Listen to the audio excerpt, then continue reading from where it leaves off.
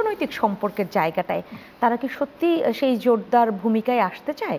বাংলাদেশের পক্ষ থেকে বলা হয়েছে যে সার্ককে আমরা শক্তিশালী দেখতে চাই, সেটার ব্যাপারেও কি ভারত তাহলে অনেক বেশি পদক্ষেপ নিবে শক্তিশালী করবার ক্ষেত্রে?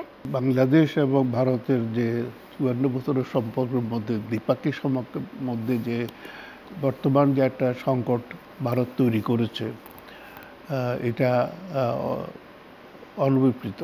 এই ধরনের ঘটনার জন্য বাংলাদেশ প্রস্তুত ছিল না, কেননা বাংলাদেশ তার নিজস্ব পদ্ধতিতে একটা অগণতান্ত্রিক সরকার পতন ঘটিয়েছে।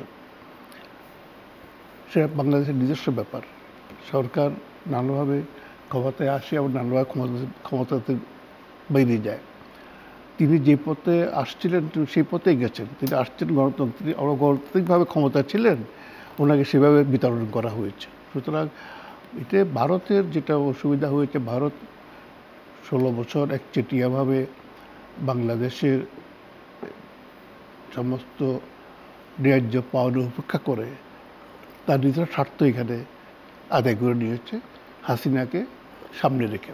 এবং বিনা ভোটে একটা সরকারকে তারা ১৫ বছর ক্ষমতা রেখেই অসম চুক্তি করে বাংলাদেশের সাথে ভারতের সম্পর্ক তারা নষ্ট করে দিয়েছে। সুতরাং তার ফলশ্রুতিতে আজকে যখন হাসিনা পদত্যাগ করে পলায়ন করে ভারতে, তখন কিন্তু ভারতের এখানে যে স্বার্থ, তাদের যে স্বার্থে ভীষণভাবে এটা আঘাত পেয়েছে, ভীষণভাবে আঘাত হয়েছে। কারণ তারা যেসব সুবিধা নিয়েছে, এই সুবিধাগুলো বাংলাদেশের স্বার্থের বিপরীতে ছিল, জনগণের বিপরীতে ছিল। সুতরাং ভারতের আজকে দুটো জিনিস এখানে, তার একটা হলো যে তার স্বার্থ ব্যাপকভাবে ক্ষতি হয়েছে এবং তার স্বার্থটা ছিল বাংলাদেশের গণবিরুদ্ধে ছিল। সেই জন্য একটা ছোটদের বাংলাদেশ তাকে এইভাবে পছন্দের যে ক্ষমতাসীন হাসিনা এখানে ছিল প্রধানমন্ত্রী, তাকে এইভাবে বিচারিত করবে, এটা ভারতের জন্য একটা অসম্মানের ব্যাপার। এবং দেয়ার শক্ট প্রধানমন্ত্রী বাংলাদেশের সে এইভাবে পশ্চাৎ বিচারিত হলো, এটা ভারতের হজম করা খুব কষ্ট হয়েছে ভারতের জন্য। শকিং এর জায়গাটা থেকে তারা এখন নতুন করে ভাববে কিনা যে এখন সে নতুন ভাবার সময় আসছে। এই জন্য ব্যক্তিকে কেন্দ্র করে যে স্বার্থ বাগিয়ে নেয়া, ৪ মাসে তারা বাংলাদেশের উপর নানাভাবে বাংলাদেশের চাপের ভিতরে রেখেছিল।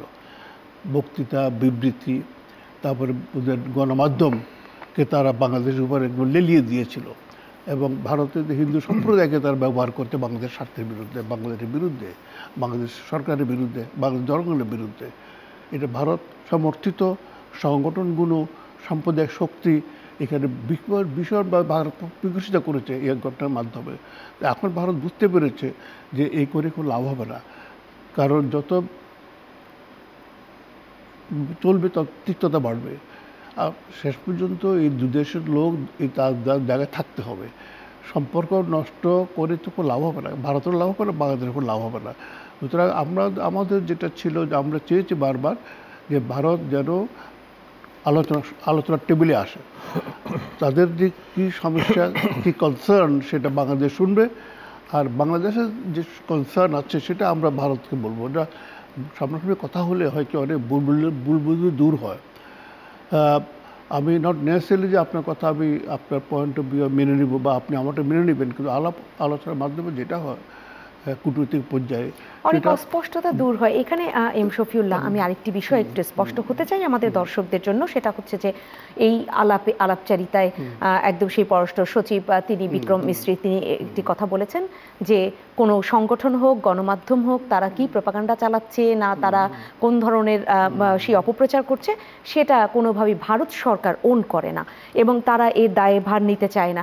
সেটা আসলে কতটুকু সম্ভব? তার দেশেই তো ঘটনাগুলো ঘটছে। হয় কি, যখন একটা সরকার, ভারতের মতো সরকার যাদের প্রতিবেশী 7টা রাষ্ট্রের সাথে সম্পর্কটা খুবই খারাপ, সেখানে তারা শুধু সরকার নয়, ভারতের যারা ইন্টেলেকচুয়াল, যারা ব্যুরোক্রেটস, যারা সাংবাদিক, সবাই তারা চায় যে রাষ্ট্রগুলো তাদের কথা চলবে, শুনবে। সুতরাং এখানে তাদের সমস্যা।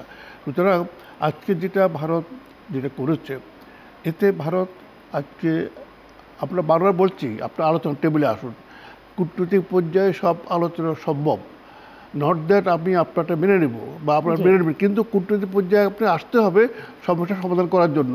আপনি এখানে গায়ের জোরে কোনো সম্পর্ক ভালো করতে পারবেন না, বরং খারাপ হবে। খারাপ হলে যেটা হয় দুই দেশের সম্পর্ক আরও খারাপের দিকে যাবে, দুই দেশের লস হবে। আজকে আমাদের খুব ভালো লেগেছে যে তারা আসছে।